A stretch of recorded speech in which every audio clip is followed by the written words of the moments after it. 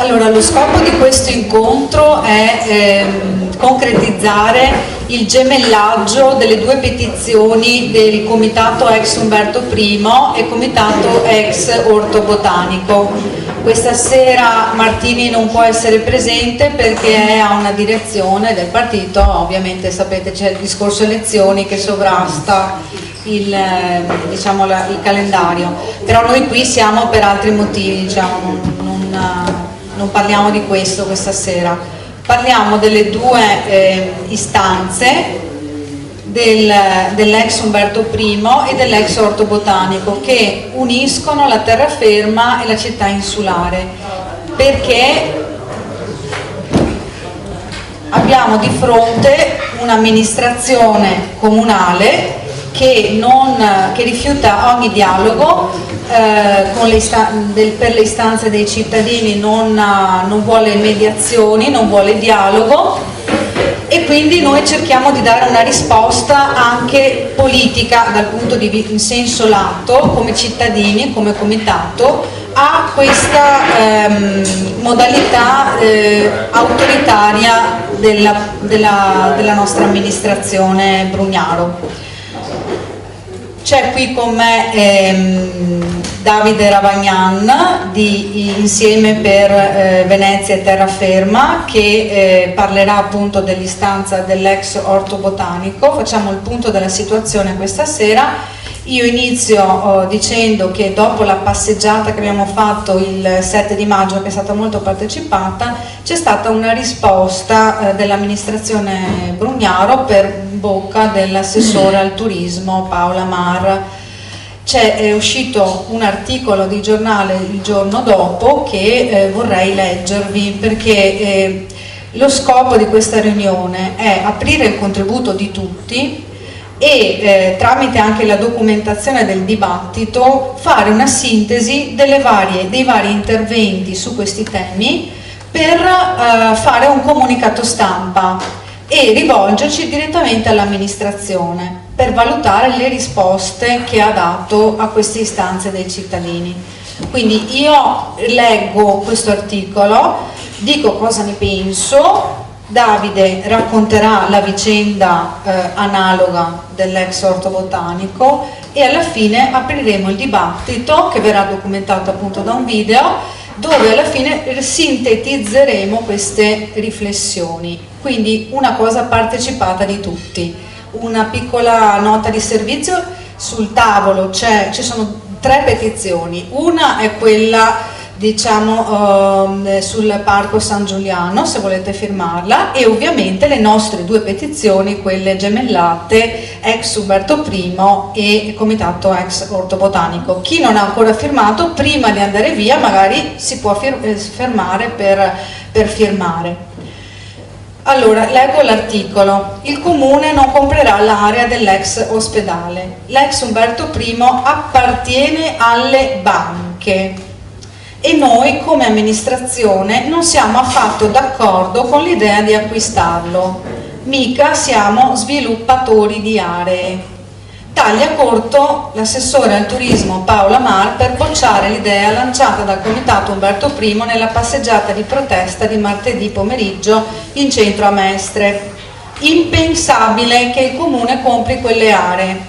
Noi piuttosto siamo per collaborare per facilitare l'attività dei privati. Testuale: facilitare l'attività dei privati, come si è visto con lo sviluppo del palazzetto dello sport a Trevignano, dice l'assessore comunale rispondendo idealmente alle sollecitazioni polemiche del comitato, che nasce da una decina di associazioni cittadine. Quindi ci sta rispondendo in un certo senso, perché questo comitato è formato da varie associazioni, si è costituito come entità, di movimento di idee, e il comune sta rispondendo a questa aggregazione, quindi idealmente ci sta rispondendo.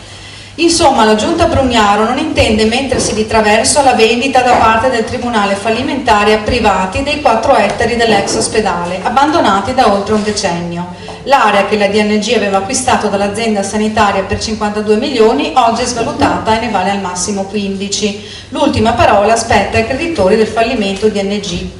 eccetera eccetera eccetera. Poi c'è una ricostruzione, insomma, però le parole della Paola Mar io le ho volute sottolineare perché l'idea da cui secondo me bisogna partire è che se noi facciamo una critica a questa amministrazione, è una critica che non è solo politica ma è anche giuridica, nel senso che un'amministrazione pubblica, i poteri di una pubblica amministrazione sono giustificati dalla legge e non dalla politica, dalla legge, solo se perseguono l'interesse pubblico. Quando diciamo la frase facilitatore dei privati, questa è una frase che solitamente i pubblici ministeri usano nella narrativa per istruire il reato di abuso d'ufficio.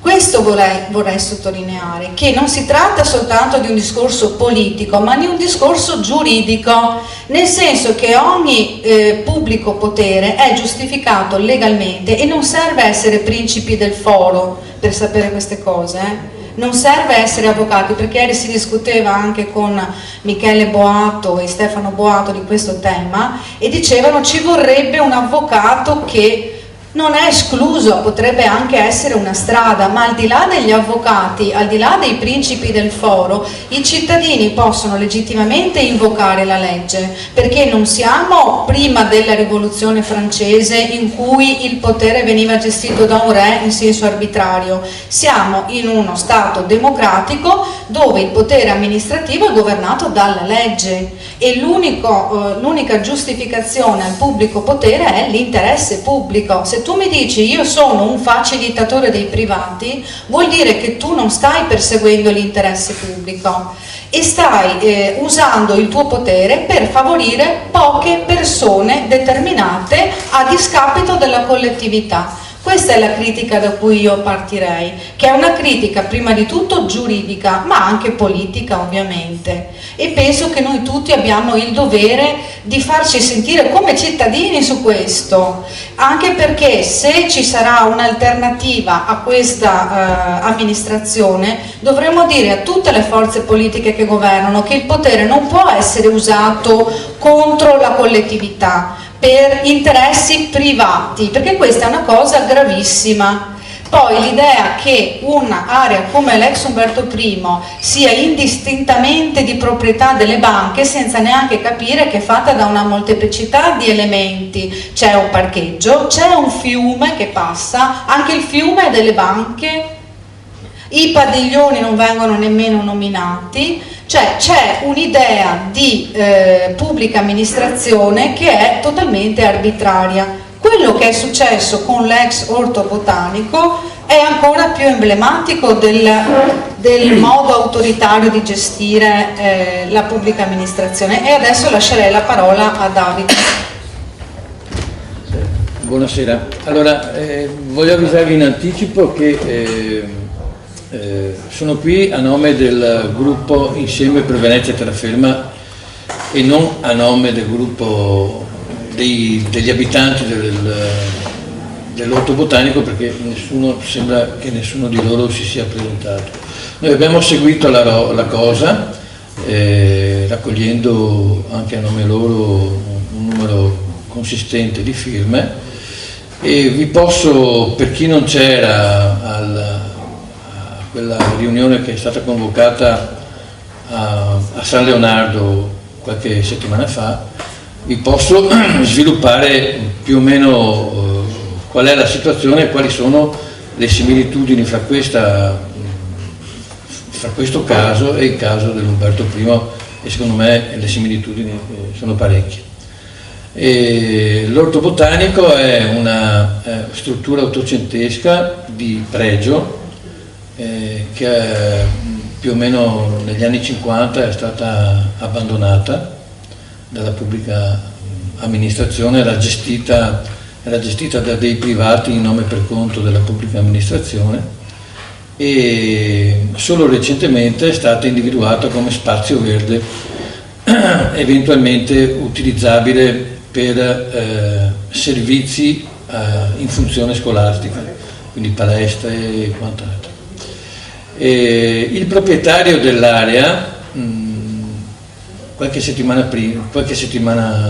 mese fa ormai, dopo aver presentato una serie di piani al Comune di Venezia, non avendo ottenuto risposte pubbliche, ha invitato il presidente di municipalità del centro storico di Venezia, che è Andrea Martini, a un incontro al quale secondo lui Martini avrebbe dovuto dar conto, insomma, della volontà della municipalità e quindi di conseguenza dei cittadini.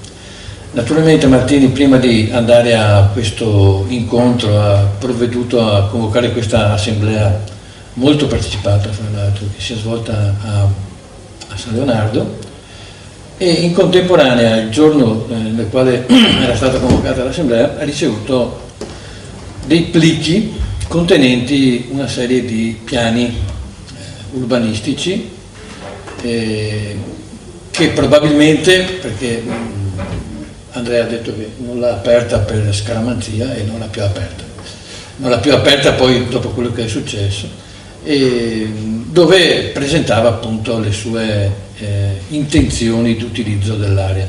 L'utilizzo dell'area, secondo questo imprenditore che si chiama Messaglia, era quello di un utilizzo pubblico-privato, dove avrebbero dovuto trovare luogo uno spazio alberghiero, e tanto per cambiare, perché in effetti a Venezia che ne c'è bisogno, con una parte di verde che poteva, secondo l'indicazione di questo imprenditore, essere utilizzata anche dalla popolazione, ma non si capisce quando, come, perché. Naturalmente in contemporanea alla presentazione del piano, il giorno dopo i giornali, in particolare la Nuova Venezia, dava l'annuncio, esattamente come l'annuncio dato dall'assessore Mar per quanto riguarda l'ex Umberto I, che il sindaco aveva bloccato l'incontro fra il presidente della municipalità e l'imprenditore, e che è seguito praticamente un silenzio tombale da parte dell'imprenditore, e non si sa assolutamente nulla di quanto è stato depositato, se c'è stato un parere da parte del Comune di Venezia e se ci sarà mai un parere, a prescindere poi da tutta una serie di normative che consentirebbero comunque l'approvazione anche in vacanza di un parere specifico. Qual è l'anomalia fra le due situazioni? Sono situazioni nelle quali i cittadini si devono sostituire alla pubblica amministrazione, perché la pubblica amministrazione, anziché fare gli interessi dei cittadini, fa gli interessi propri e dei privati che si offrono. Evidentemente la concezione politica di questo sindaco e di questa amministrazione è un po' quella con la quale è diventato ricco e famoso con la sua azienda, senza capire che un'amministrazione pubblica è una distributrice di servizi ai cittadini e non un'azienda che deve fare utile. E credo che, insomma, se non l'ha capito in questi primi 4 anni, difficilmente lo capirà nel prossimo anno di gestione del Comune di Venezia, e temo che non potrà capirlo neanche nei successivi 5, se mai ci fosse la iattura che potesse essere rieletto, insomma. E quindi insomma, credo di essere stato sintetico, ma credo di aver toccato tutti i punti. Insomma, se mi sono dimenticato qualcosa sono qua per rispondere. Posso fare una domanda? Andreina, sì. E dopo Laura. Vieni. Sì. Mi dispiace molto che quando si affrontano questi temi non si parta dall'origine della questione, e cioè l'area ex Enel, ex Orto Botanico, è oggetto di piano particolareggiato dell'amministrazione 2 amministrazioni fa. L'ho approvato io, l'abbiamo votato noi 10 anni fa. Ecco, quindi oltre ad avere dei pregressi che noi dobbiamo analizzare prima di fare assemblee pubbliche, riunioni, comitati e cose varie, bisogna capire anche quali sono stati i passi fatti dall'imprenditore privato, che non è stato fermo ad aspettare di indire un'assemblea pubblica, ma se non ha aspettato di contattare Martini per indire un'assemblea pubblica, ma ha fatto i suoi passi normali da imprenditore già nel 2018 con la conseguente conferenza di servizi che credo abbiate tutti già analizzato, perché altrimenti, ripeto, non è bello parlare di questioni che non sono state prima ben studiate. Ora, io sono d'accordissimo con l'impostazione che noi dobbiamo seguire l'evoluzione degli spazi, in questo caso non pubblici, ma privati, in parte ad uso pubblico secondo una convenzione. Ma, ripeto, dobbiamo stare attenti alle varianti che vengono promesse dall'assessore di turno ai privati rispetto al piano regolatore vigente, e dobbiamo sì controllare che l'interesse sia effettivamente un interesse pubblico e non un interesse privato. D'accordissimo sulle premesse. Non sono d'accordo sull'approssimazione dei dati e sul fatto che non abbiamo documentazione. No, non c'è tutto. Ecco, allora benissimo, partiamo dagli esiti della conferenza di servizi del 2018 per decidere come pubblico possiamo controllare il processo, che significa destinare ad uso pubblico gli spazi verdi e l'edificio all'ingresso dell'area ex ortobotanico come scuola e attività per la collettività. Questo possiamo fare, ma non possiamo ora inventarci che in questo caso è Brugnaro che fa non so, che si inventa una determinata cosa. C'è tutto il procedimento da verificare. A quel punto possiamo intervenire per un controllo e una supervisione di quello che succederà eventualmente in variante, ma allora lì sono cose un po' più mirate. Grazie.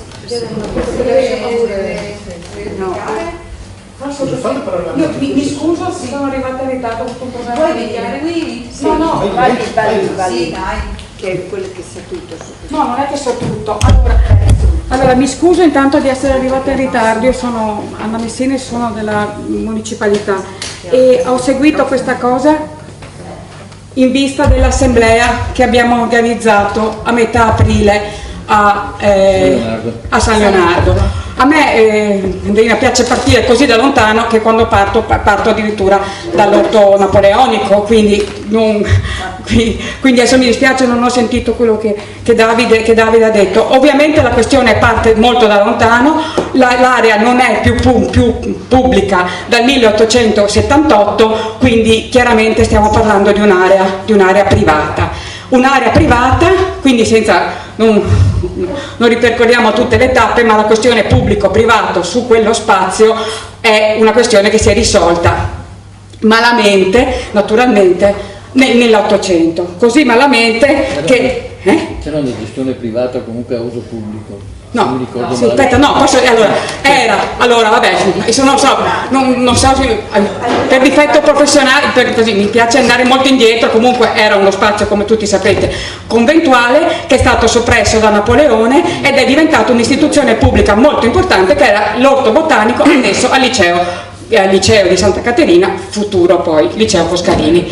Era pubblico fino al 1878, quando per evitare il degrado lo ha comprato il responsabile dell'orto botanico, e poi purtroppo con un caso che, giusto perché è divertente visto i sindaci imprenditori, è diventato privato di un'azienda tedesca, la Schwarzkopf, grazie alla vendita che ha fatto l'ex sindaco Giuseppe Giovannelli. Questo per dire che da allora è privato, è stato del sturificio ed è poi passato alle varie società per l'energia elettrica, finendo con l'ultima ovviamente l'Enel.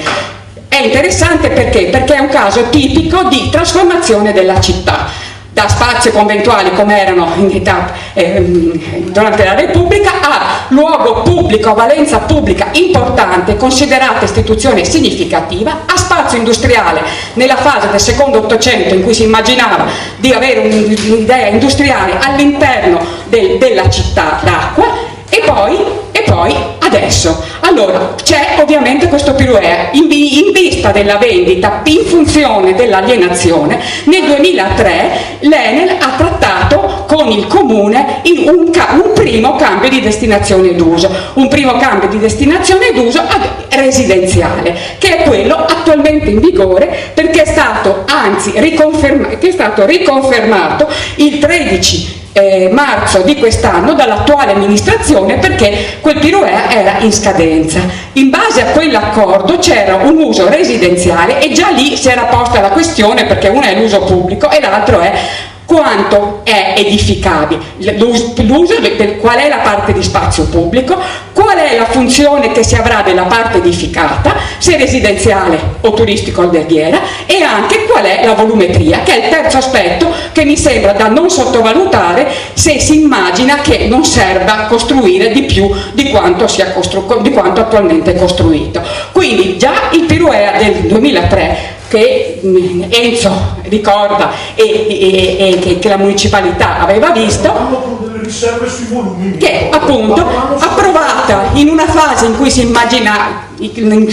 immaginava uno con uno, era ed è tuttora appunto vincolo residenziale, con questa richiesta di aumento di volumetria rispetto a una parte che era quella che corrispondeva, se non sbaglio, ai campi da tennis, perché ovviamente nella storia poi della gestione Enel, oltre a una parte di uffici, la parte centralina, c'era anche il dopolavoro. A questo punto è tuttora in vigore. Allora, il primo acquirente l'ha comprato, pare, con un sovrapprezzo e anche pare per riciclare denaro, ed è finito in galera, ed è Malaspina. Finito il Malaspina, che stesse fallendo, si sapeva da un po', che avesse problemi giudiziari, è andato in galera anche. La cosa, hanno fatto una parte, a quanto risulta, di bonifica, non di tutta l'area, che è anche una parte al di là del Rio di San Giobbe, e poi si è tutto bloccato e siamo alla situazione classica del degrado denunciato, che è da manuale la premessa per una speculazione, perché è chiaramente il primo passo, voluto o non voluto, comunque è una cosa da manuale che prelude a dire benissimo, piuttosto che così si fa. A questo punto, 2007. Allora, 2007 l'Enel vende a Marsiglia fa alcune operazioni in base appunto a questa destinazione d'uso residenziale, con parte commerciale ai piani terra solo. Qui Enzo l'ha visto, l'ha studiato, lo conosce meglio di me, commerciale in funzione di una nuova residenza, con una fruibilità pubblica dell'area verde, con una backup e dell'edificio a scuola pubblica verso il campo San Giobbe, e un uso anche dello spazio, e anche un contributo, allora era stato previsto anche per la sistemazione del campo, perché siamo anche in anni in cui poi c'è stato tutta una serie di restauri che non c'entrano con l'orto, ma significativi sull'area sia della chiesa che dell'intero complesso di quello che resta dell'ex convento, perché è stato in gran parte demolito in età austriaca, ma che ancora alcune ali resistono, e sono esattamente poi gli anni in cui c'è stato un intervento anche di restauro, e quindi questo spazio è destinato allora a scuola. La questione poi è andata per le lunghe, per le vicende fallimentari e giudiziarie di Malaspina. Le quote, cioè c'è stata alla fine del 18 un'acquisizione, adesso non ho due punti sulla parte più sulla cosa, ma un momento preciso, insomma, si ricostruisce, è tutto documentato quando Marsiglia ha acquisito le quote del fallimento Marsiglia. E adesso cosa è successo? A quando è venuto fuori misteriosamente, non si sa perché, prima sui giornali che informazioni di altro genere, e gli articoli, mi pare che il primo di Tantucci fosse almeno di metà febbraio, ma forse addirittura prima, dicendo che l'orto sarebbe, che l'ex orto botanico sarebbe diventato un albergo 5 stelle plus, con tutte le caratteristiche, le cose eccetera, subito i cittadini si sono mobilitati e hanno raccolto queste 1000 firme.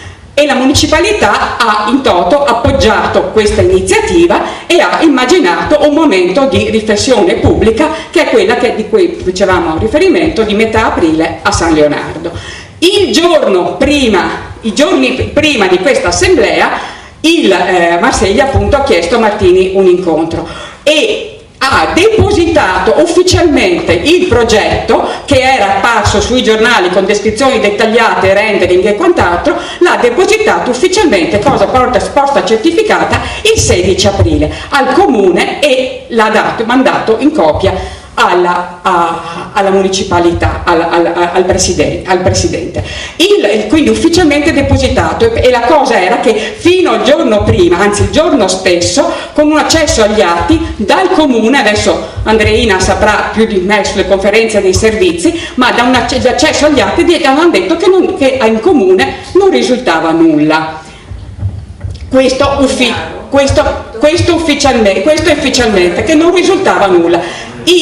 Contemporaneamente c'era stata una serie di lavori sui sottoservizi non indefiniti per quale destinazione. Allora adesso il progetto presentato è invece a destinazione residenziale e prevede anche un ulteriore aumento di volumetria già superiore a quella approvata nel 2005, era diventato esecutivo e poi la vendita è stata alle 7, ma è contestata nell'aumento di volumetria dalla municipalità da allora.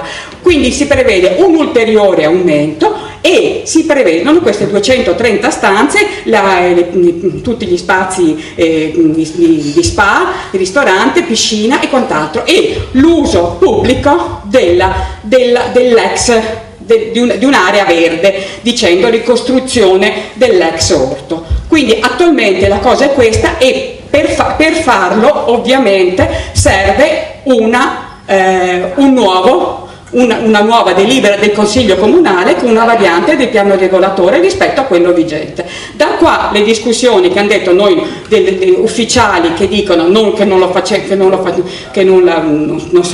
aveva intenzione il sindaco di fare questa cosa, fatto sta che un progetto che è a livello molto dettagliato e che prevede tra gli altri anche l'accordo e l'ipotesi di convenzione con la catena Hilton, con un ramo della catena Hilton, il Canopy, però sulla base di iniziativa di Marsiglia. Ora è chiaro che è difficile che un imprenditore acquisti l'area, se non sbaglio, per 34 milioni, immagini tutta questa trattativa così precisa di nuovo piano con accordi con l'Hilton, forte anche dell'attuale accordo che ha lui stesso al Mulino Stucchi, se non ha avuto una qualche assicurazione dall'attuale amministrazione. Ecco, quello per quanto appunto, ricostruendo appunto le tappe, siamo qui, quindi a questo punto è chiaro che è in mano all'amministrazione la volontà o meno di dare il cambio di destinazione d'uso oppure di confermare. Basta, scusatemi. Domanda, scusa, la sovrintendenza, perché mi pare di aver capito, adesso io non conosco questa zona, che si tratti di un ex convento. Sì, no? sì. La sovrintendenza viene vincolato? Allora l'area ha un vincolo, e anche alcuni edifici, perché è stato buona parte era l'orto soprattutto dell'ex convento, e buona parte degli edifici del convento sono stati demoliti addirittura negli anni 20 dell'Ottocento.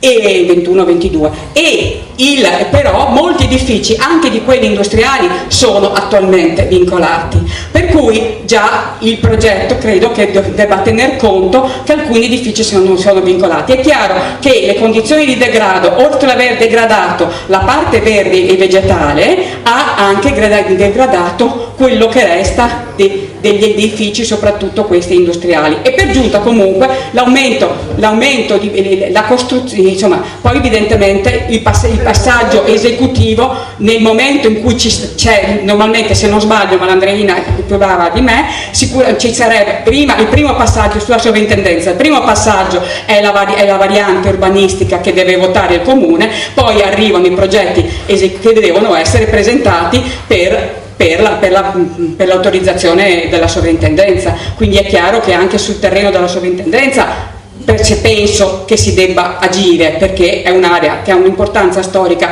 straordinaria, e a me per questo piace ripartire da lontano, perché non solo è un'area verde molto estesa, molto importante, non a caso è stata scelta, perché era una delle aree più grandi che è stata scelta ma proprio per anche il valore storico molto alto che ha.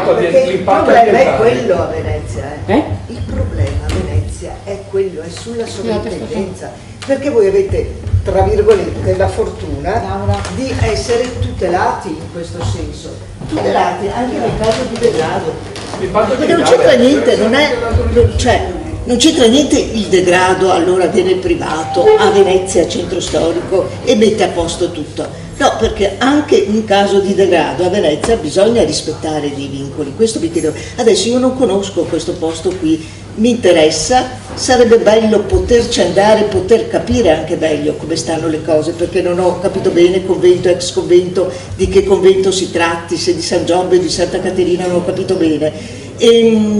Però c'è un discorso a Venezia su cui bisogna puntare più che sull'amministrazione, sul discorso sovrintendenza, perché negli ultimi anni sono state fatte, secondo me, a mio parere, delle follie nel centro storico. Vedi, Hotel Santa Chiara, terrazza del Fontego dei Tedeschi e quant'altro, perché il problema, il nocciolo è quello, prima ancora del comune. Io dico, sarebbe molto bello poter andare nel luogo e poter capire, perché ascoltandovi dite tante cose, qui ha spiegato benissimo la situazione adesso, però sarebbe bello anche poter vedere questa cosa, questo luogo, e capire bene di che cosa si tratti, capito? Per uno che, diciamo, non ha dimestichezza con questo luogo qua, effettivamente non ho ben capito neanche di che punto si tratti, se è a San Giobbe o a Santa Caterina. No, San Giobbe, perché ho capito del liceo. Sì, perché è a San Giobbe, tra il Rio della Crea e il Rio di San Giobbe, praticamente. Dietro la chiesa? Allora, quando uno arriva alla chiesa, si arriva a sinistra, c'è la chiesa, davanti. Ho capito, l'ho capito, sì. Pinone 1, ok, ho capito perché prima non... No, la questione era solo che appunto era talmente bello e significativo che il liceo era Santa Caterina l'area migliore che ha pensato di trovare per fare l'orto botanico, che era poi a livello quasi universitario più che liceale come tipo di istituzione, la scelta lontana perché aveva certe caratteristiche di estensione e di terreno, oltre al fatto che ci abitava attaccato il professore di botanica che insegnava. Questo solo per dire per capire un attimo le cose. Grazie. Sì, allora io se vuole venire ho una questione che esula, porta là, che sono i Daossi di Venezia insieme. Insieme per Venezia Terraferma. No, è una questione, diciamo, un po' a lato, che sulla quale secondo me vorrei delle spiegazioni, perché l'altro giorno ho assistito a un incontro molto interessante di un gruppo Ocio che sta facendo un'analisi sulla residenza e spiegava un po' la storia del Mulino Stucchi.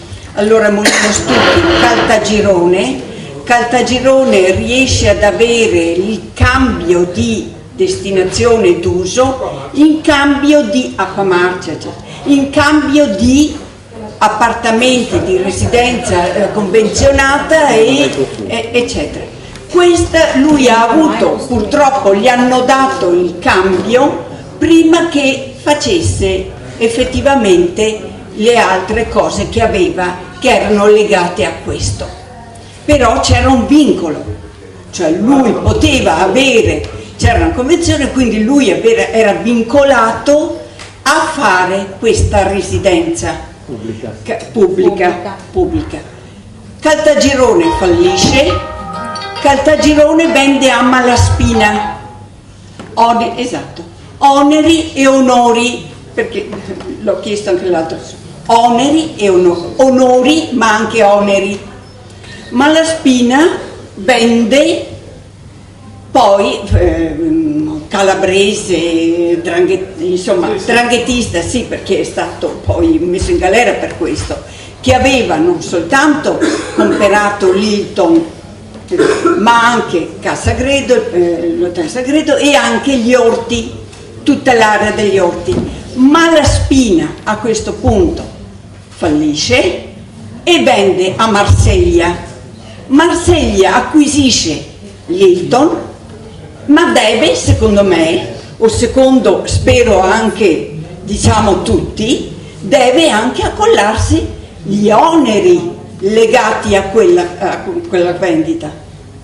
Marsiglia, ok? Allora, prima di andare a edificare un albergo a 5 stelle e dargli l'ok per un albergo a 5 stelle agli orti, che vada intanto a fare quello che dovrebbe fare secondo diciamo la storia e la convenzione, ecco, perché a un certo momento se no tutto passa in cavalleria e naturalmente noi se non facciamo attenzione sembra che l'amministrazione si sia distratta e queste cose siano sparite. A questo punto dobbiamo fare attenzione noi. Grazie mille. C'è qualcun altro? Posso aggiungere? La spiegazione di Anna è stata esaustiva, ho capito qualcosa di più anch'io e volevo aggiungere una risposta alla domanda, all'interrogativo: ma come mai uno investe così tanti soldi? Si è già messo d'accordo? Non dimentichiamoci il famoso piano degli interventi, io non la finirò più di ricordarlo a tutti, che è quello, il cappello che noi dobbiamo sempre tenere presente in qualsiasi movimento sul territorio degli ultimi 2 anni e dei prossimi, ahimè, 10 se andiamo avanti così. Se nel piano degli interventi, non lo so, andiamo a vederlo, potete vederlo tutti quanti sul sito del comune perché è pubblico, se nel piano degli interventi trovate che in una delle 5 tavole, e cioè in quella che dice progetti che l'amministrazione ritiene prioritari, se c'è lì dentro è fatta, nel senso che abbiamo tutti ascoltato pubblicamente l'assessore De Martin, Carlo mi confermerai, che ha detto le proposte inserite nei piani degli interventi ritenute di interesse dell'amministrazione saranno agevolate con le varianti in consiglio comunale. Cioè, più di chiaro di così, vuol dire che se il signor, io non l'ho verificato e non lo so, lo farò, perché altri progetti con molti meno soldi e molti meno finanziamenti e molto meno potere del privato sono andati a finire nella tavola delle idee e nessuno nel consiglio comunale si sognerà di votare una variante a interesse pubblico per quelle idee, anche se sono le più belle del comune o del mondo.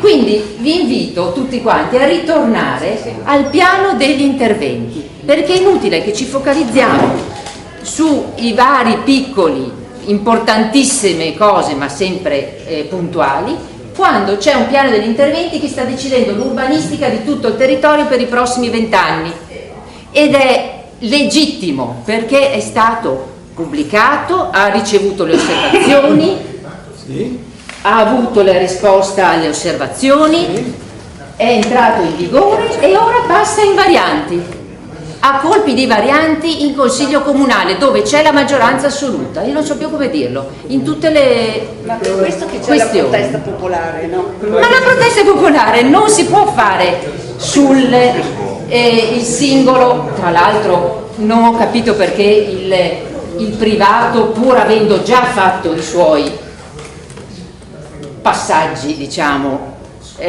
con l'amministrazione poi venga anche a tener buono il pubblico, a tener buona la popolazione che si è inferocita, perché lui i suoi passaggi col piano degli interventi li ha già fatti. Ma avete una marcia in più, scusami,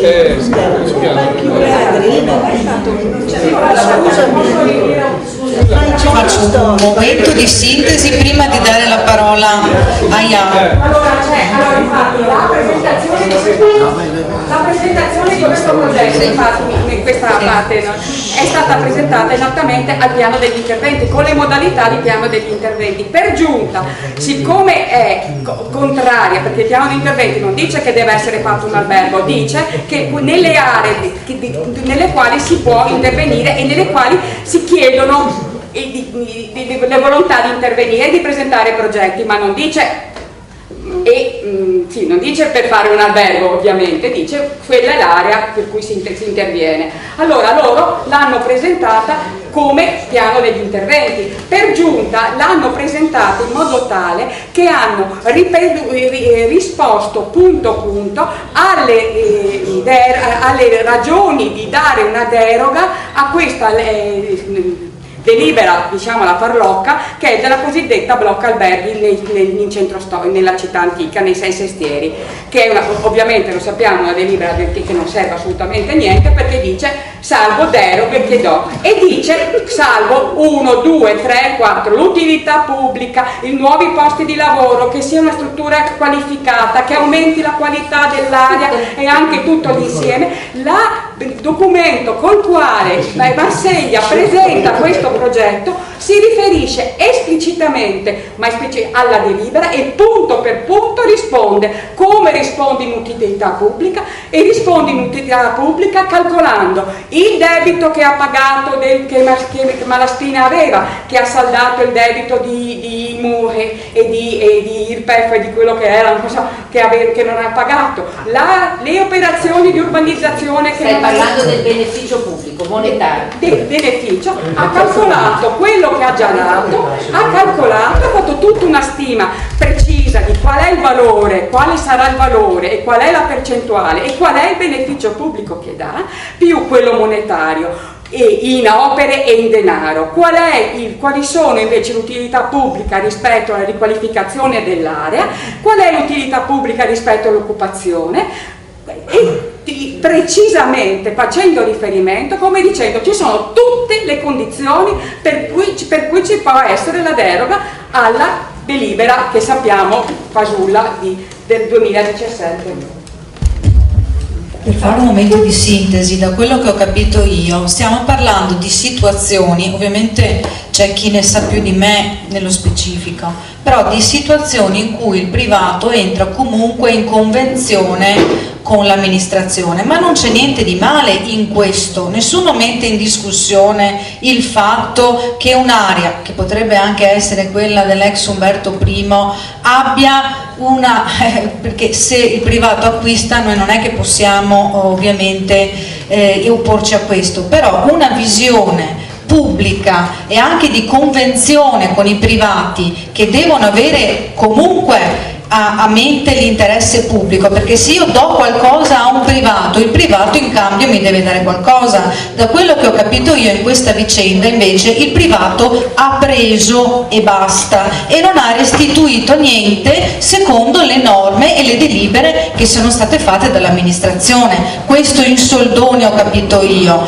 Ecco, quindi questa vicenda ce la dice tutta sul fatto che comunque la protesta popolare secondo me è sempre legittima, perché finché c'è la libertà di espressione del pensiero i cittadini secondo me si possono esprimere, non è che dobbiamo stare muti rispetto a tutte le decisioni che vengono prese. Secondo, questo non significa assolutamente criminalizzare una convenzione che potrebbe esserci con un privato, ma ci deve essere una risposta di interesse pubblico per le prerogative della pubblica amministrazione. Questo stiamo dicendo oggi, questo stiamo dicendo noi. Nell'area dell'ex Umberto I abbiamo una variante che è improponibile anche per il mercato, perché abbiamo 3 torri che non acquisterebbe nessuno. Ecco, il comune non può disinteressarsi della pianificazione, della destinazione d'uso di quell'area, anche in convenzione con il privato, se dovesse essere. Il mio sogno sarebbe che lo acquistasse il comune lo potrebbe fare, non lo vuole fare,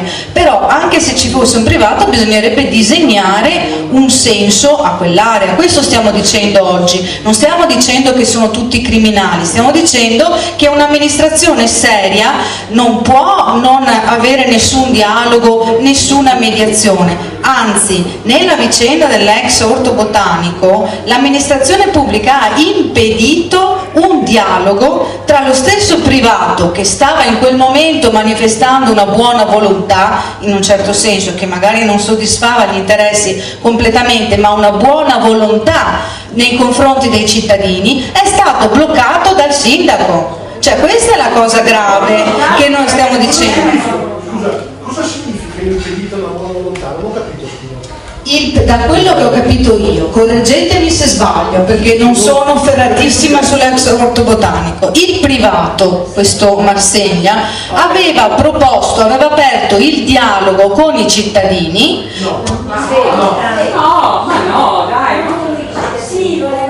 Con la municipalità. Non ti spiego le meraviglie del mio progetto, cioè questo è, non è che io voglio ascoltare cosa vuoi.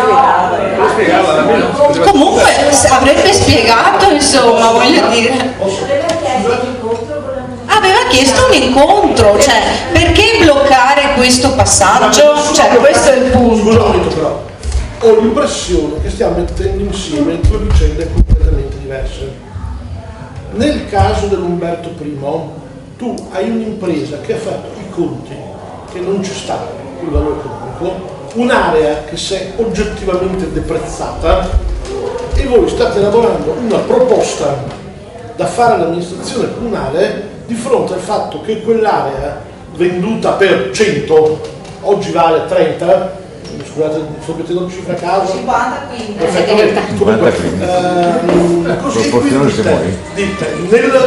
Nel fatto che è saltata l'ipotesi approvata, proponiamo una soluzione diversa. Qui non è saltata nulla dell'ipotesi approvata perché il PUE è stato riconfermato quando? Il 18 marzo del 2018. Quindi l'anno scorso il PUE votato quando c'ero anch'io un secolo fa, appunto, è stato riconfermato con i volumi che a me potevano non piacere, con poca chiarezza sull'uso della scuola, con quelle cose, ma è stato riconfermato, appunto. A Pirue riconfermato, in cui uno potrebbe partire ieri con i lavori, questi dicono proviamo a aumentare di valore l'area chiedendo il cambio d'uso da residenza, perché quel Pirue era prevalentemente residenziale, appunto. Loro dicono proviamo a cambiare il valore dell'area, arricchirci di più facendo un altro uso. È vero che questa cosa è in piano di interventi, però gli atti successivi al piano di interventi non ci sono, quindi i termini mi permetto i termini sia per contestare i passaggi successivi delle serie amministrative, sia per un ricorso dei cittadini residenti, che purtroppo qua non ce n'è uno. Sì che c'è. Scusami, chiedo scusa, non ti ho visto, chiedo scusa. Dei cittadini residenti che possono dire quel tipo di intervento danneggia un interesse legittimo dell'area, avere le condizioni, cambia le caratteristiche dell'area, cose del genere, e secondo me è andato via, come diceva Stefano ieri, probabilmente sono anche i termini di un'azione civile da parte dei residenti che è diversa dalle azioni della pubblica amministrazione.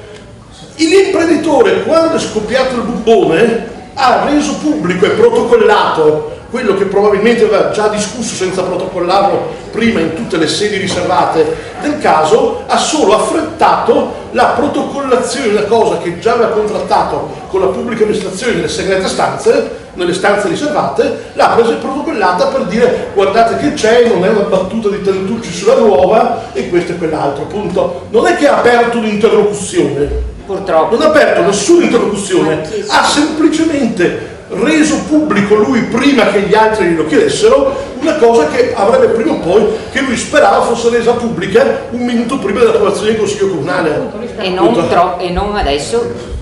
L'interesse suo è che la cosa arrivasse in sordina fino all'approvazione della variante urbanistica.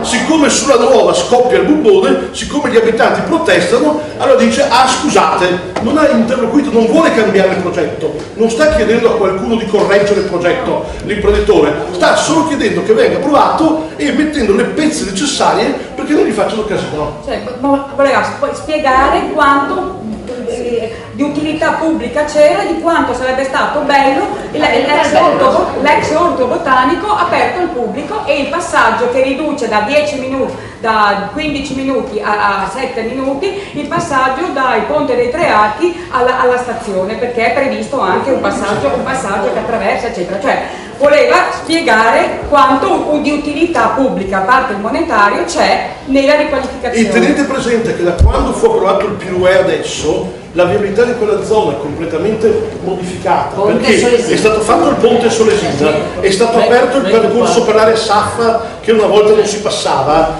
quindi oggi a tutta la zona di San Giobbe ci arrivi via area Saffa, dove prima era tutto chiuso e sbarrato, e via Ponte Solesina. Quindi non c'è la situazione di viabilità del Piruè di 10 anni fa in cui San Giobbe era chiusa. Ci sono ben 1, 2, 3 accessi a quell'area, quindi non c'è neanche un beneficio pubblico della nuova viabilità, il beneficio di poter utilizzare quei spazi. Ma la viabilità lì c'è, perché Ponte Solesino, Fondamenta, Pontina di Tre Archi, come si chiama? Passaggio, la Crea, il passaggio per l'area Saffa, tutti i puntuali interventi fatti dalle gloriose amministrazioni precedenti che però sono andati in porto. Quindi non c'è, e queste cose non le ha fatte l'imprenditore, le ha fatte il comune in vari passaggi, non sono profferta. Ciao a tutti, io sono Nicolò del collettivo Loco, dico due cose al volo, anche visto l'ora cerco di essere breve, senza entrare poi su eccessivamente, giusto che condivido, torno un po' su quello che diceva la Monica all'inizio, nel senso, al di là di come siamo arrivati a queste due situazioni che sono storicamente diverse da loro, credo che quello che in questo momento accomuna un po' tutto il comune sia il fatto che questa giunta sta prendendo un po' qua, un po' là, quello che ha ereditato da altre giunte, quella che è la situazione, quello che trova, per fare l'esatto contrario di quello che dichiara qua, ossia qua dichiara: noi non siamo sviluppatori di aree, ma in realtà, parlo della risposta, ma in realtà sono esattamente quello, cioè loro non sono facilitatori. Brugnaro ha preso un progetto che c'era anni fa per la stazione di Mestre, l'ha migliorato dal suo punto di vista, ossia l'ha potenziato e l'ha applicato sul territorio, ossia ha fatto quello che fa un comune, sviluppa l'area, ma perché giustamente vuole essere rieletto per altri 5 anni, e speriamo di no, perché sa benissimo anche lui che per sviluppare un'area ci servono almeno 10 anni tra quello che si inizia e quello che si finisce. Lui ha fatto questi primi tasselli, ha messo un po' giù i passaggi di quello che gli serve, ha tirato un po' qua e un po' là per la manichetta quelli che gli serve tirare per cercare di garantirsi la rielezione, e adesso entra in pompa magna nell'ultimo anno prima delle prossime elezioni per fare altri 5 anni di sviluppatore urbano e di aree. Ecco, allora quello credo che accomuna un po' tutte queste battaglie. Noi abbiamo partecipato insieme a tanti altri qua all'appuntamento che c'è stato al Vega la settimana scorsa. Quello che accomuna da Venezia a Mestre, dalla città d'acqua alla città di terra, è questa volontà del comune di passare bellamente sopra alla volontà cittadina, facendosi beffa di chi l'ha votato dicendo io ho la maggioranza, ce l'ho, ma poi facendo finta che non ci siano dei cittadini a cui rendere conto. E se c'è qualcosa che queste elezioni europee ci consegnano è il fatto che sorridere e lasciar fare è la cosa peggiore che si possa fare in assoluto. Quindi ben vengano le raccolte firme che abbiamo sottoscritto, che anche noi invitiamo a sottoscrivere tutti quanti. Io qui, come anche Quartieri in Movimento, vi invito tutti quanti, lancio anche qui, questo giovedì 30 in Riviera 20 settembre 64, presso la nostra sede in affitto, faremo un primo incontro pubblico per la costruzione di una data, quella verso il 20 giugno, dell'inaugurazione degli ostelli in zona stazione, perché crediamo che in un momento in cui il turismo è la principale fonte di costruzione, di modellamento di queste due città, sia anche un momento estremamente simbolico per poter collegare la città d'acqua e la città di terra su un argomento comune, che è quello di come vogliamo sviluppare, di come vogliamo crescere, di come vogliamo progredire e di come il turismo in questo momento non sia un'opportunità per tutti, ma sia più un enorme problema. Quindi invitiamo, sarà una riunione organizzativa, cui invitiamo tutti i gruppi, tutte le associazioni questo giovedì, e cercheremo di tenervi tutti informati e di avere novità a breve per un momento di mobilitazione, perché bisogna mobilitarsi e bisogna soprattutto in questo momento tornare a prendere parola pubblicamente per dire che la città, che Venezia, che Mestre hanno un futuro diverso che non passa dall'albergo, che non passano solo dagli alberghi, solo dal turismo, ma anche dai tanti cittadini che si attivano in prima persona. Scusate. Grazie Nicola. Marco Trevisano. Grazie dell'opportunità Monica. Volevo mettere intanto 2 punti principali su questa questione. Parlo anche in rappresentanza dei Verdi, che sono anche, diciamo così, portavoce.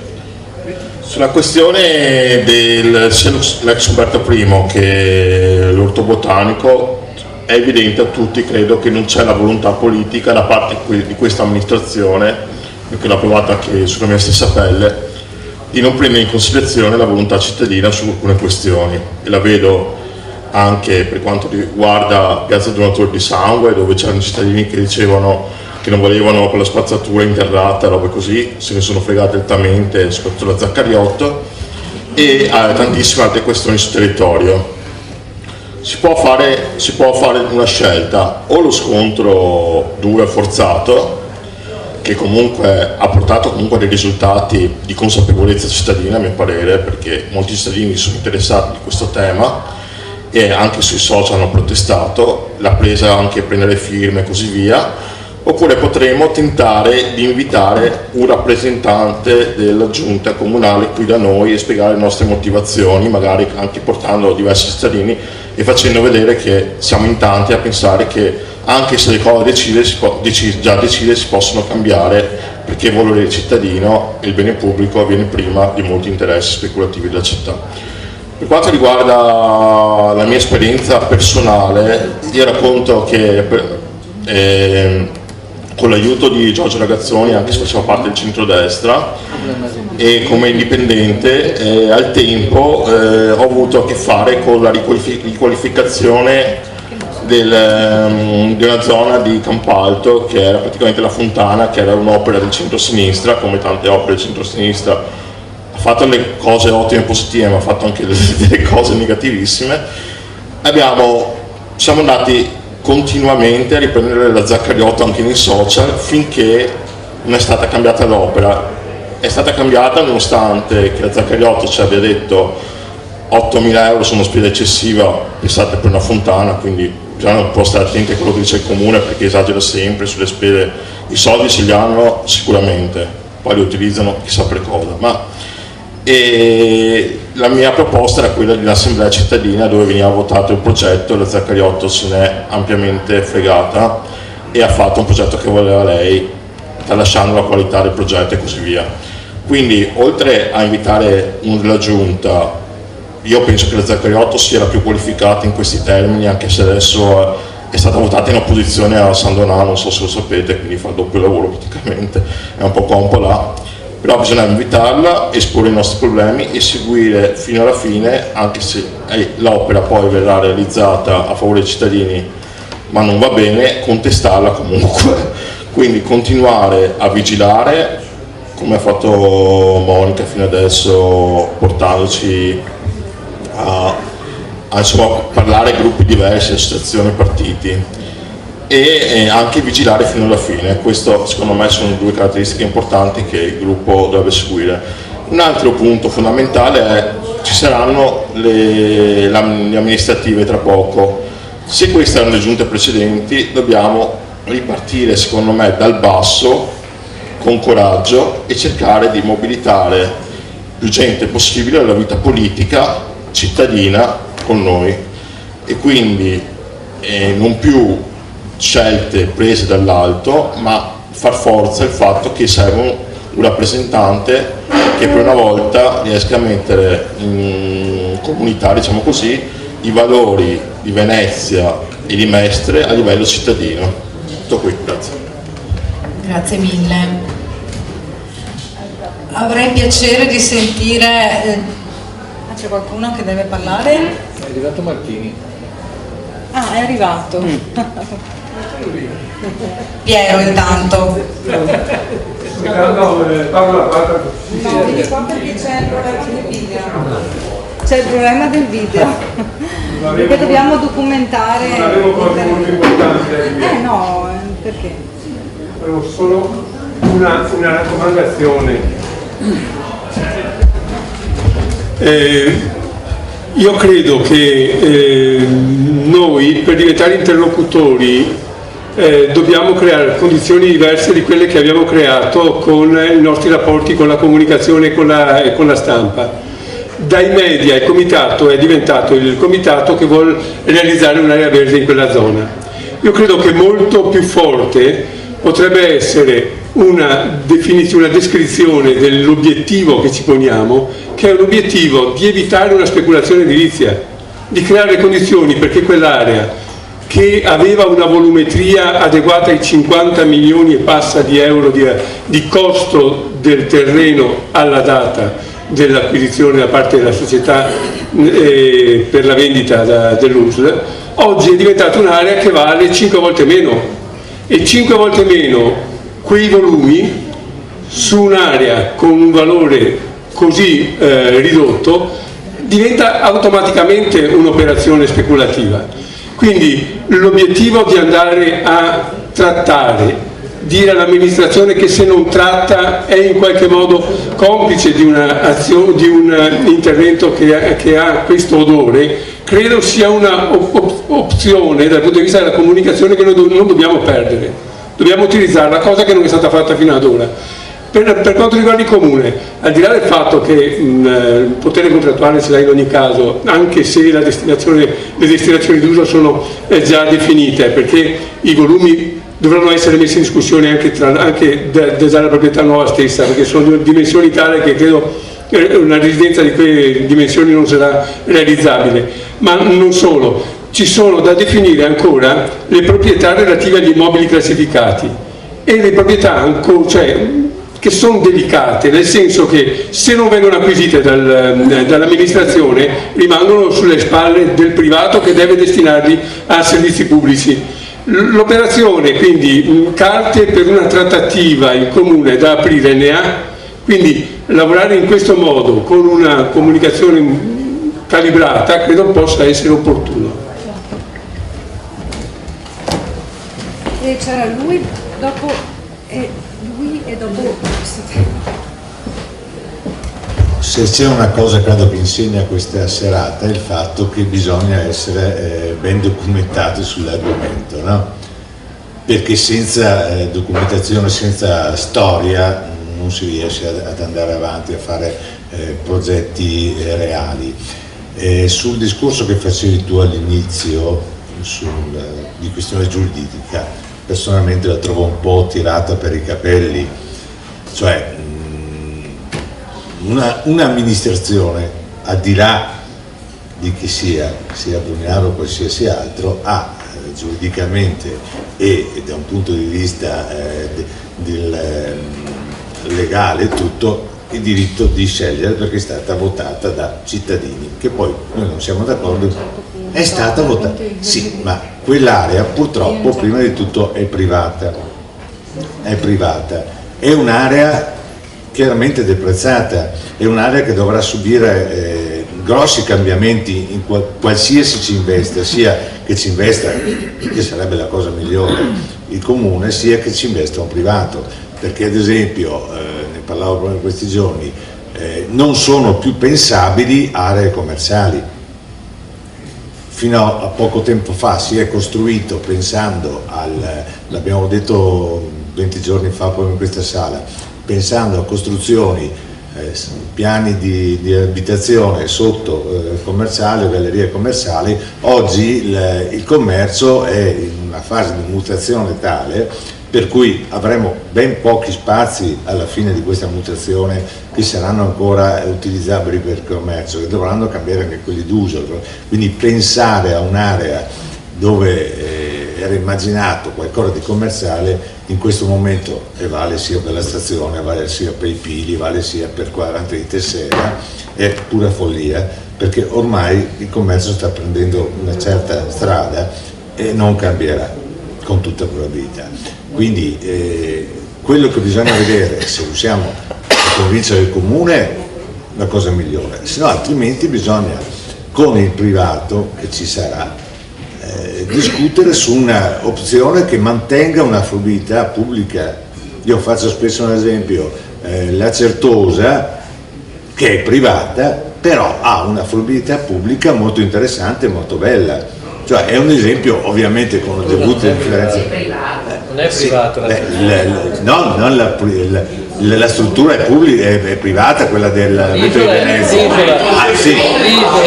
Sì, d'accordo, però voglio dire, è gestita dal Vento di Venezia, e l'accesso è completamente libero, bisogna trovare soluzioni di questo genere. Ah beh, d'accordo. L'isola è di proprietà dell'esercito, data in concessione, che a sua volta la Invito Andrea a venire al tavolo, visto che ci ha raggiunto, è riuscito a raggiungerci. Sì, brevemente in commento a quello che diceva Piero sulla reale disponibilità e possibilità di controllo poi delle aree e delle strutture di pubblico servizio ancorché private. Ricordiamoci l'esempio drammatico del Vega, dove gli spazi di standard sono totalmente privati in mano alla redditività privata, di cui non abbiamo mai avuto conto o neanche disponibilità lontana. C'è un'enorme capacità di spazi di servizio standard di quelle aree terziarie che sono stati persi, sono in mano alla speculazione come tutta la parte privata, quindi è difficile garantire quella disponibilità reale pubblica, è una cosa piena di rischi, insomma, quindi le esperienze sono anche negative. Ma al di là di questo, che è un dettaglio, ragionavo già ieri, ripeto oggi, credo sia possibile, forse anche un'opportunità che ha una sua possibile utilità tattica e strategica, di articolare con più diciamo specificazioni di merito, con più dettaglio, con più concretezza, quali sono le esigenze importanti sull'area dell'Umberto I, eventualmente distinguendole da quelle che sono meno importanti. Traduco: è giustissimo pretendere che ci sia il parco, che ci sia la destinazione pubblica, il controllo degli edifici degli ex padiglioni e una parte ma non necessariamente di tutta l'area. Una parte è storica, una parte non lo è, una parte è vicino al fiume, una parte non lo è, una parte è di valenza storico-testimoniale, una parte non lo è. Quindi è possibile preventivamente, non dopo in sede di progetto, una volta ceduta l'area, ma prima di cederla, immaginare una cessione ripartita, cioè una riduzione drastica di una parte da tenere e conservare alla mano pubblica, al controllo pubblico, e una parte invece da cedere, e su quella parte eventualmente il privato poi si concorda con lui, con il privato, quale attività, quali funzioni, ma una parte tenerla rigidamente e prioritariamente pubblica, farlo prima, non dopo se di progetto, non farlo addirittura subito, e fare una proposta in questo senso, per cui anche la proposta di riacquisire l'area al controllo pubblico, alla disponibilità pubblica, potrebbe essere ripartita alle parti più importanti, cedendo e compromettendosi sulle altre. Ma è possibile, secondo me, anche furbo, perché diventa una cosa, una opzione più accettabile, più praticabile anche per la spesa pubblica, insomma, oltre che per l'amministrazione. Poi io volevo fare una proposta sul turismo, non so se è il momento, lo faccio adesso? È una proposta di lungo periodo e cominciamo già a ragionarci. Credo che sia potenzialmente di grande impatto darsi la prospettiva di un'iniziativa di massa, di pratica dell'obiettivo si chiama, cioè di una manifestazione che consegue il risultato. Io credo che abbiamo le forze, le capacità, le persone disponibili, la quantità di persone necessarie per fare un giorno di controllo degli accessi, un giorno di tardo autunno, ormai per il tempo, o di primavera prossima, dateci un anno di tempo, per arrivare a fare un giorno un presidio a tutti gli accessi della città storica, in 100, 200, 300 di noi, preparati, organizzati, a fare il conteggio dalle 6 della mattina e alle 9, quando scatta la soglia dei 20.000, 25.000, simbolicamente chiudere e manifestare tutto il resto della mattina a tutti i turisti che vengono un messaggio per l'opinione pubblica che tu sei in più. Tu hai già superato la soglia. Un giorno praticare il taglio di drastico di un bel sabato, di autunno, di primavera, ci vuole preparazione, da capire quali sono gli accessi, quali sono le persone, con come selezionare quelli che sono lavoratori e residenti dagli altri, con che criteri fare un po' di prove, vedere quali sono le forze, contare, fare 2 prove anche prima, ma sarebbe dirompente un giorno in cui la città di Venezia dice basta, diamoci una soglia. Pensiamoci e arriviamo a organizzare tutta un'iniziativa del genere che mi pare molto divertente e anche efficace nella comunicativa. Solo per il volantino al limite, se è chiaro. Volevo approfittare della presenza di Andrea Martini per chiarire i dubbi che abbiamo avuto fin dall'inizio relativamente alla vicenda dell'ex orto botanico e fare un po' il punto della situazione nel rapporto con la municipalità. Sì, non conosco esattamente i dubbi, però c'è qui la vicepresidente che ha già parlato e quindi tu hai già che cosa vuoi che allora quali sono la competenza e la bravura di Anna sono fuori, la competenza di Davide e la conoscenza, no, spiegami se ci sono dei i contatti, i rapporti con la municipalità in questa vicenda, come allora, si sono sviluppati in questo modo. Diciamo che la cosiddetta cittadinanza insomma manifestava delle preoccupazioni relative alla destinazione di quest'area vasta che è l'area dell'ex orto botanico di San Giobbe. Dubbi e perplessità e preoccupazioni che derivavano da articoli di giornale, specificamente della Nuova Venezia, che indicavano già come fatto un albergo in sede dell'ex orto botanico. Di fronte alla preoccupazione manifestata dalla cittadinanza abbiamo avviato una raccolta firme per capire se effettivamente questa preoccupazione c'era. La raccolta firme è andata molto bene, nel senso che sono state raccolte molte firme in brevissimo tempo e evidentemente di fronte a questa mobilitazione della città il proprietario, il commendator Marseglia, che è il titolare dell'SRL San Giobbe, mi ha scritto chiedendo un incontro con me, con la municipalità insomma, per chiarire, per chiarire meglio qual era il progetto, che tipologia di intervento ci sarebbe stato, eccetera.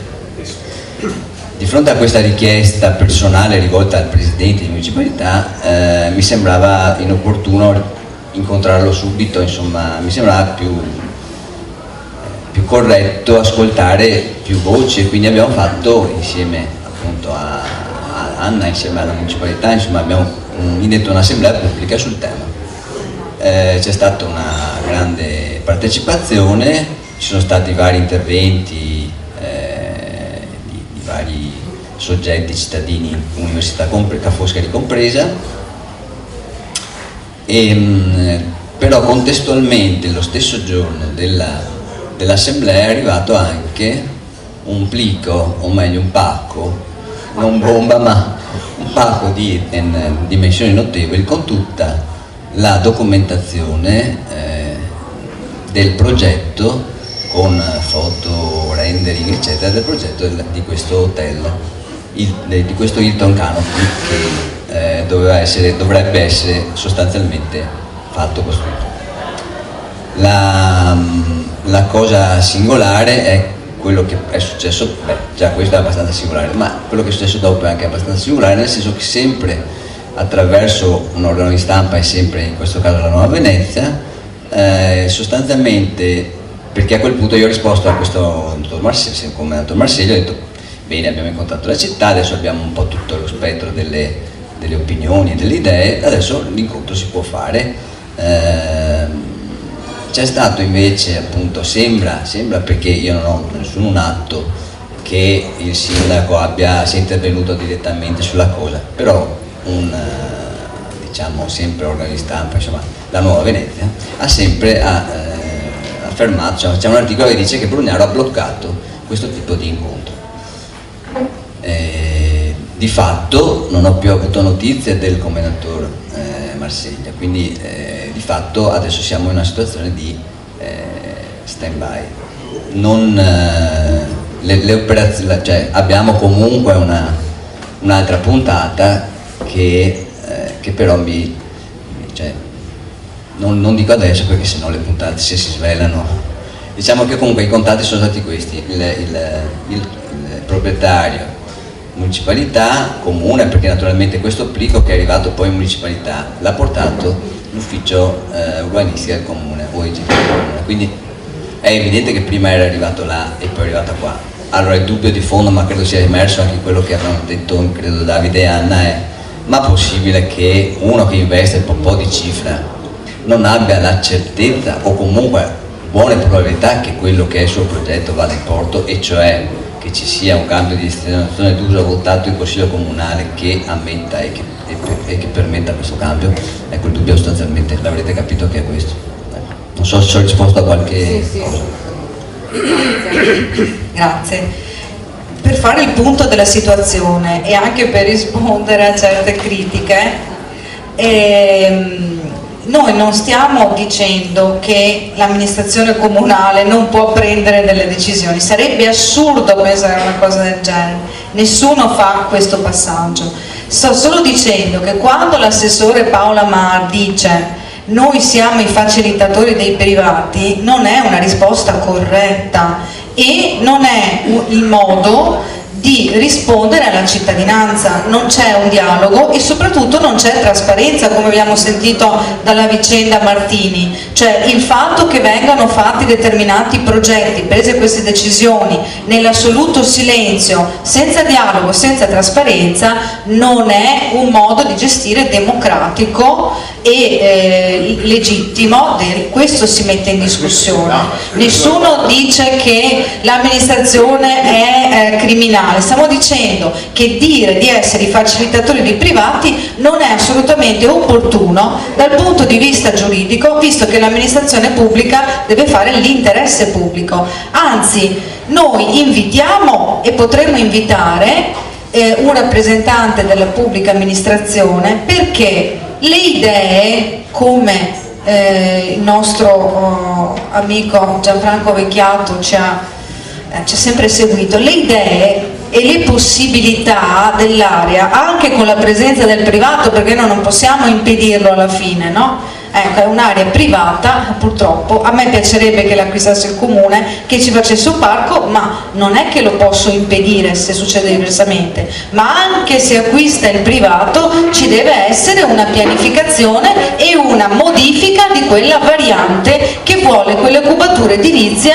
che sono assolutamente improponibili per il centro di Mestre. A questo punto io lascerei la parola a Gianfranco Vecchiato, proprio per far vedere che non siamo dei pazzi furiosi, ma che ci possono anche essere delle idee che vengono dal basso, delle idee sensate e possibili, realistiche, a cui il comune potrebbe rispondere se volesse. Non so che numero ha questo incontro di oggi, quinto forse. Ecco, io ho aderito fin dall'inizio perché mi pareva non solo interessante l'argomento, ma anche per una certa responsabilità che mi sentivo per averlo seguito nella fase iniziale. Parlo dell'area dell'Umberto I, però poi facendo adesso è venuta fuori poi anche la vicenda dell'orto botanico. Allora, a livello nazionale c'è stata la scorsa settimana, anzi si è concluso domenica, un'iniziativa a livello nazionale che si è chiamata sotto il titolo Studi Aperti. In realtà era un'occasione che il Consiglio Nazionale degli Architetti ha voluto indicare a livello nazionale per ragionare di architettura. Qui a Mestre ci sono stati alcuni fatti. In uno ho partecipato anch'io a casa di Corrado Balistreri, che è il nipote, a parte che è stato molti anni fa anche presidente della municipalità di Mestricentro, è stato insegnante allo IUAV, era il nipote dell'architetto, la dottoressa Egle Trincanato, nonché collega e compagna per tanti anni di Giuseppe Samonà, che è stato il rettore storico che ha fondato la scuola di architettura di Venezia dal 43-45 fino al 1971. Allora in quella circostanza io mi sono andato a rileggere alcune cose, poi Samonà, finita l'esperienza di rettore, è stato anche senatore per il Partito Comunista per alcuni anni ed aveva nel 98, che erano 100 anni dalla nascita, lui è morto nell'83, avevamo allora come ordine di architetti supplito a una totale carenza di iniziativa sia dell'università dove lui aveva lavorato e strutturato per tanti anni, ma anche dell'amministrazione. E quindi ho ripercorso alcuni punti molto brevi del modo in cui Samonà lavorava e insegnava agli studenti ad occuparsi di urbanistica e di architettura, le due cose insieme però, non separate. La prima diceva che Samonà insegnava agli studenti a provocare il dibattito, cercava le condizioni per analizzare e discutere sul progetto, e queste paiono cose oggi fortemente in crisi. Un'altra osservazione: la complessità per Samonà era una regola che gli suggeriva di usare tutte le forze vive del tempo senza operare una scelta di tendenza, dimostrando così una grande vitalità e una grande modernità. Già nei primi anni 60 si batteva per far comprendere come non si possa pensare di fare un piano senza architettura e non si possa progettare la città per grandi porzioni senza predisporre precisi progetti ben più dettagliati delle solite previsioni planivolumetriche.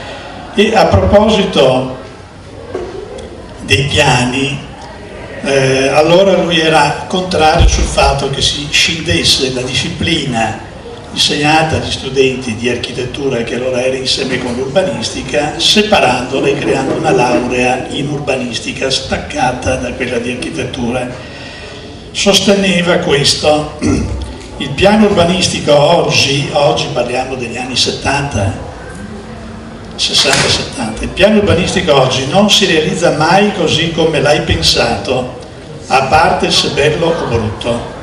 Tu di questo piano realizzi semmai alcune parti, in genere le più brutte, perché sono le più facili da realizzare, oppure si realizzano proprio quelle brutte e quindi il piano urbanistico è sempre catastrofico, perché mai si realizza come tu l'hai pensato. Luigi Piccinato, che era amico suo, insegnante storico, eccetera, diceva Samonà, ha fatto infiniti piani, realizzati ben pochi o solo parti di essi. Bene, a Padova le cose del suo piano che si sono realizzate sono tutte brutte e mai una di quelle che ne avrebbe data importanza si è realizzata. Si è realizzato il tombamento dei canali e lui lo dice che proprio non lo voleva. Bisognerebbe perciò usare uno strumento urbanistico di altra natura. Uno degli aspetti dell'alternativa sarebbe quello di mettere in atto un piano in cui gli elementi fondativi sono i servizi e si deve parlare di servizi prima di arrivare alla residenza, non il contrario. Cioè, per gli architetti l'architettura, non l'edilizia, è un elemento di interesse pubblico. Tutte le architetture sono di interesse pubblico perché superano in durata l'esistenza del committente, anche di chi l'ha progettata, e quindi sedimentano nella città dei luoghi. Abbiamo un esempio, non occorre andare lontano: Venezia, anche la Venezia minore, che l'ha Trincanato per prima ancora nel 48 con il suo libro aveva ben documentato casa per casa, e che nel piano che aveva fatto, a dire la verità, Stefano Boato, che in qualche modo si rifaceva quel piano fatto a Bologna qualche anno prima, era un piano di dettaglio che andava ad identificare elemento per elemento. Quella che l'ha cambiata è stato poi il successore, che D'Agostino ha modificato sostanzialmente questo, e poi siamo andati avanti con schede enormi, eccetera. Allora a me pare questo, che se queste due cose sono valide, ho visto anche alcune iniziative dei colleghi, alcune molto interessanti, per esempio all'emeroteca di San Lorenzo, però bisognerebbe mordere un po' di più. Io ho visto che c'era molto pubblico, hanno fatto alcuni riferimenti per esempio a gradini non segnati, perché poi ci può essere questioni legate alla sicurezza oppure... Ma se vai a toccare, ne ho parlato comunque con la Presidente dell'ONU, se vai a toccare questi temi centrali dove ti devi in qualche modo scontrare, ma non necessariamente confliggere, animare un dibattito, la questione insomma scivola. Allora noi abbiamo lì una richiesta fatta esplicitamente dalla Giunta Comunale 2003 e anche quella successiva 2005 all'ASL, che nel vendere l'area dell'Umberto I l'avrebbe dovuta vendere obbligando, tanto realizzando attraverso un concorso di idee un confronto, e obbligando l'acquirente a realizzare il progetto vincitore. Ne abbiamo già parlato, il concorso ha avuto una serie di anomalie. Intanto il progettista che ha vinto è morto lo stesso giorno che è stata aperta la busta, il povero professor Lombardi, che non c'è più stato e mai stato un interlocutore. Ma anche le condizioni su cui si sono esercitati i 18, mi pare, studi, perché era un concorso internazionale, era difficilissimo, perché la volumetria e i vincoli hanno posto quasi tutti ad andare in altezza. Ora quel piano è di fatto, anzi quel progetto è di fatto abortito, l'area è certamente privata, c'è stata una scheda però nel 2014 che è stata poi approvata durante il commissariamento del comune da Zappalorto, che ho sentito l'altro giorno per avere conferma anche da Barison, che è il funzionario che ha fatto la scheda, è tuttora in vigore. Cosa dice questa scheda? Questa scheda ha aumentato i metri cubi che erano stati fissati nella vendita dell'area, che è costata 50 milioni, 51 a ripresa, ma è costato, perché loro hanno offerto 51, probabilmente se offrivano 41 vincevano lo stesso, se non ricordo male. Quelli che sono arrivati secondi non è che avevano offerto 49, mi pare che sono fermati a 38, quindi una cifra veramente elevata.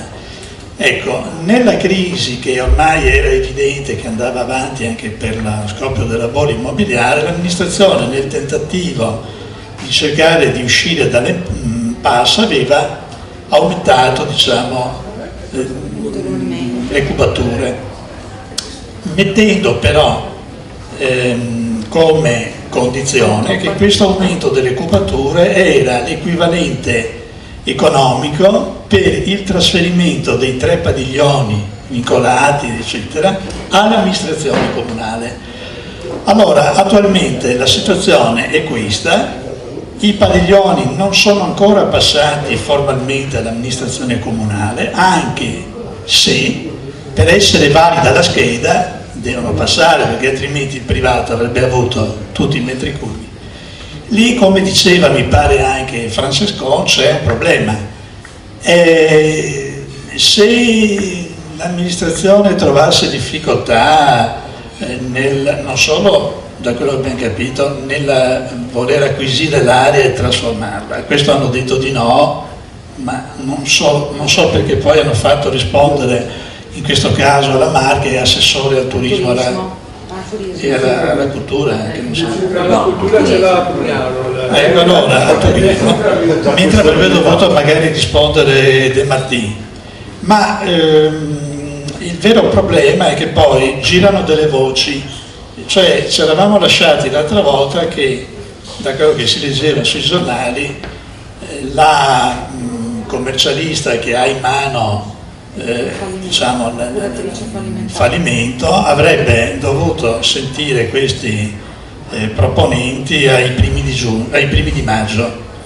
La data è passata, si è scritto che il Tribunale si è riservato qualche giorno, al più qualche settimana, per prendere una decisione.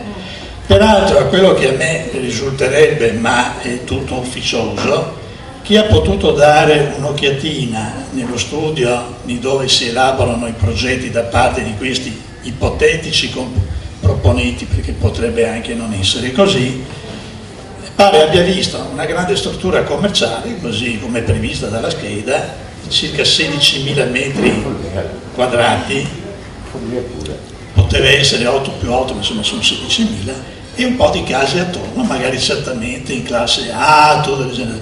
Ma dov'è il disegno qualificante di quest'area? Qual è la spinta urbanistica, progettuale, architettonica, perché quest'area nel centro di Mestre diventi un emblema del XXI secolo, e anche con la storia che abbiamo raccontato andando lì dove c'era il Castelvecchio, dove c'erano tutta una serie, e poi anche la storia e la memoria, perché avevamo calcolato all'epoca che attorno all'area dell'ospedale si muovevano circa 6.000 persone al giorno. 6.000 persone al giorno, li moltiplicate per 365 giorni, vuol dire quasi circa 2 milioni di transiti che non ci sono più. È evidente che lì tutte le attività attorno, oltre ad altri effetti, hanno manifestato ieri una necrosi. L'ultimo che ha resistito è stato quello delle edicole. Allora, secondo me, al di là della battaglia che si sta facendo per sensibilizzare e chiedere, mi pare che in una riunione sono venuti anche 2 consiglieri comunali di opposizione, sarebbe bene fare un salto in più, cioè invitare ufficialmente l'assessore attuale all'urbanistica, io non ho nessun problema a confrontarmi con lui, e soprattutto capire se all'amministrazione sta a cuore trovare una soluzione ad un anno circa dalle elezioni, per poi dire noi abbiamo sbloccato un buco nero ereditato dal passato, oppure hanno l'ambizione di dire ragioniamo tutti assieme e cerchiamo di vedere prima di dare via che non venga fuori una cosa banalissima che ha magari un'efficacia dal punto di vista commerciale per chi la fa, ma sarebbe una scommessa totalmente perduta. Stesso discorso vale per l'ortobotanico. Io ricordo che quelle schede le ho viste, è stato ben raccontato qui la genesi di questa cosa. Ecco, non cadrei però nella rete di rispondere ad una frase probabilmente infelice dell'assessore Mar, facendone un ragionamento cardine. Questo può essere un elemento sicuramente da inserire all'interno di un discorso più complesso, però siccome le carte in questo momento, quelle coperte, le conoscono soprattutto loro e non le conosciamo noi, bisogna stare attenti a non mettere la testa nel cappio e a quel punto là ti smentiscono dopo 10 minuti. Quindi io farei, anche per i discorsi che diceva Giacomini, al di là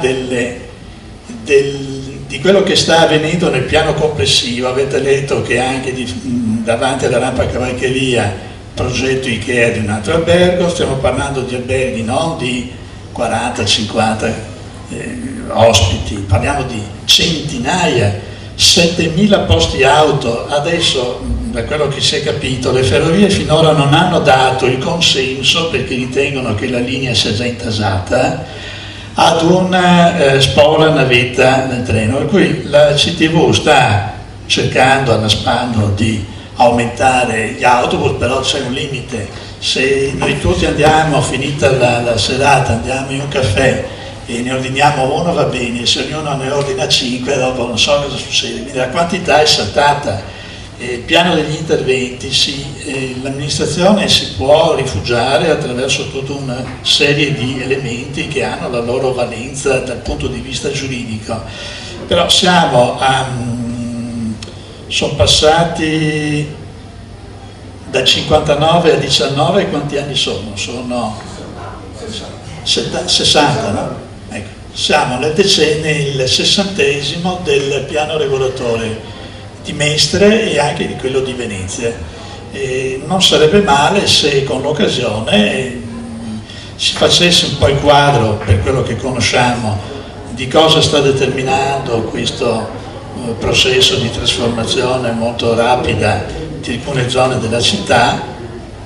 Un'altra cosa che io so, non rivelo la fonte, mi dispiacerebbe che dopo che le schede, non c'è Giorgio Sarto ma ne ho parlato, dopo che le schede hanno per tanti decenni messo un vincolo sulla non demolizione dell'ex sede della FAP in Piazza Barche, quella ancora diroccata di fianco alla colonna della Sortita vicino a Coin, dove Brunello ricorderà sono venute fuori tante ipotesi di convertire eccetera. Quella tra le ipotesi che stanno girando è di demolirlo integralmente. Buonanotte, insomma. Allora abbiamo demolito le casermette con l'avvallo della sovrintendenza che c'erano dentro alle M9, non perché non avessero un valore, perché ce l'avevano, erano nella metà dell'800 e nelle schede urbanistiche erano soggette a vincolo e a risanamento conservativo. Con l'avallo della Codello sono state eliminate, ma perché?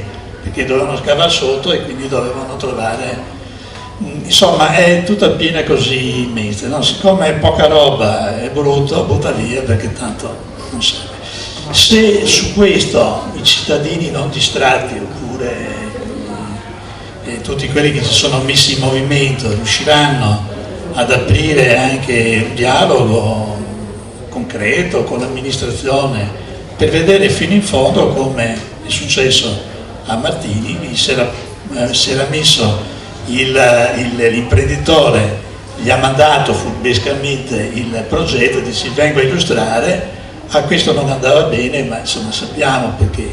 Se poi magari succedeva che Martini riusciva a fargli cambiare idea, il successo politico era di Martini e Brugnaro ci avrebbe rimesso. Quindi io credo che il fatto che le municipalità non hanno più nessun ruolo e hanno finito per essere elementi di trasmissione non è stato per caso. Se non ricordo male, le municipalità alle ultime elezioni erano quasi tutte in mano al centro-sinistra, forse salvo solo Favaro, e quindi potevano diventare degli elementi non solo di disturbo ma degli elementi politici, diciamo, forti. Quindi Trabucco li hanno ridotto a 2, Conte non viene, e qui ci dobbiamo trovare qua perché se vai niente. E quindi il suggerimento mio è di continuare su questa strada, però approfondendola anche sul piano dei contenuti progettuali di questa cosa, perché secondo me è un altro tallone d'Achille. Non posso fare solo domande. Chi parla deve venire qua però, perché c'è il problema del video. Vediamo. Volevi parlare, ma pensavo ci mandassi via. No, anzi, ok. Mi tengo qua perché voglio andare a fondo. Anche se non ho il fondotinta posso per le riprese aspettiamo stasera. No, solo una cosa, Carlo ha fatto una proposta di mediazione, mi pare di capire, cioè nel senso dire non intestadiamoci sull'intero passaggio pubblico di tutta l'area, scegliamo una parte pregiata che ci interessa, mi pare di capire quella lato Marzena, ma anche i padiglioni, comunque scegliamo, facciamo noi un perimetro, facciamo il lottizzante della parte più pregiata da salvare in modo da offrire una possibilità di acquisto parziale di quell'area. Ho capito bene? Sì. Volevo sentire. Se tu non hai un quadro, certo. Se tu non hai un quadro generale, poi viene fuori una conservazione corretta dei padiglioni e una cosa orrenda a 10 metri, quindi è evidente che le cose. Pareva che invece nei vari step di una mediazione possibile o anche di idee che si possono lanciare ci sia quella che nella difficoltà oggettiva che il mercato ha creato a tutti, io credo che l'amministrazione allora potessi immaginare una involuzione di questo tipo, ma è per questo che i piani devono essere elastici e non rigidi, perché se poi ti capita dal momento in cui proponi, al momento in cui realizzi, che passano 7-8 anni e come diceva Samonà poi alla fine quasi mai realizzi l'idea originaria ma realizzi peggio, allora capito? Ma la parte che allora, è quella più difficile. devi ripartire sicuramente, perché lo possono fare anche i privati, dovrebbe addirittura essere un obbligo in un'area di centro storico, devi ripartire da un concorso, può essere fatto in maniera molto rapida, lo devono fare i privati, se non fanno più, perché una delle cose abbiamo detto, la torre che stava sul lato di Piazzale Candiani, quella non ci deve più essere perché impatta totalmente e squilibra, diciamo, quello che era il perimetro togli via quello che era deputato alla residenza, e quello che resta, ma quanto resta? Perché quelli che da quello che si capisce hanno fatto la proposta, hanno detto che non intendono realizzare tutta la cubatura, ma non essere una questione di liberalità, di regalia o di bontà loro, che se tu ne realizzi di meno potresti anche chiedere, avendo acquisito i diritti, che lì ne fai 50 invece che 150 e gli altri 100 te li devi, l'amministrazione chiedi che te li dia da un'altra parte, allora lì bisogna capire, perché questa cosa come un domino può creare altri elementi di discussione. Quindi questa benedetta area di 5 ettari che sulla carta sono quasi 190.000 metri cubi, dove alcuni dei progetti che erano stati ipotizzati prevedevano una piazza nuova sul lato di circonvallazione e la piazza vecchia col giardino, col verde che continuava lungo le rive del Mazzenico dentro al perimetro, salvo quella torre che sbucava a pochi metri da dove si sarebbe dovuto fare l'asilo. Ma quel progetto lì ormai è saltato. Se fai molti meno metri cubi riesci a comporre maggiori spazi anche di tipo pubblico, perché sull'area comunque era previsto che circa 1,6 ettari dei 5 sarebbe comunque restato e diventato verde pubblico, non era che diventava, ma cosa fai? Se nessuno ha preso in considerazione minima, se non avendo visto il CD, che lì c'era l'originario Castelvecchio e avevo visto, ci mettiamo una targa definita, no? Perché il progetto può anche in qualche modo sagomare, può interpretare, può migliorare. Francesco mi pare in una delle occasioni ha detto ma gli spazi pubblici, visto che hanno un'altezza di 4,5 metri, potrebbero ospitare spazi ristrutturati per mostre, collegati con la Biennale, che qui a Mestre aveva anche fatto più volte delle ipotesi su Forte Marghera eccetera. E guardate che le ultime ipotesi concrete fatte dall'amministrazione erano due: una scuola sul lato che guardava il Mazzenego, Padiglione de Zottis, e poi hanno recuperato quella della Veselio e dovevano sostituire, e l'altro era che l'immobiliare veneziana avrebbe realizzato una serie di alloggi in social housing sul Padiglione Cecchini, quello lungo la via Antonio da Mestre. Poi c'era sempre il Padiglione Pozzan, quello centrale, ma adesso quali sono le ipotesi? Che cosa si fa? Insomma, questo è, teniamo conto che durante gli anni di discussione pubblica, anche con Zuanier che era uno dei proprietari della DNG, avevamo già tolto alcuni volumi che nel progetto di Lombardi avrebbero demolito anche l'ex dispensario e intervenivano anche sul giardinetto che sta accanto. Lì sono già stati tolti tutti, avevamo già fatto una variante in questo senso rispetto al progetto di Lombardi, con l'assenso del privato. Però è un'area troppo importante questa per lasciarla al caso, capito? Volevo trarre le fila di questa discussione di oggi dalla parte, diciamo, rivoluzionaria, che così è stata interpretata, ma non voleva essere una provocazione del fatto che l'interesse pubblico non può essere facilitare i privati, al fatto che questa discussione dei cittadini attenti non è soltanto protestataria, ma ha la capacità progettuale che il Comune non esplicita in nessun modo, di vedere quell'area e di avere anche una prospettiva. Allora, Questa mobilitazione che è stata molto partecipata può capitalizzare diciamo, tutti gli interventi, tutti i contributi che sono stati dati oggi anche dalla parte dell'ex orto botanico, chiedendo un incontro all'amministrazione.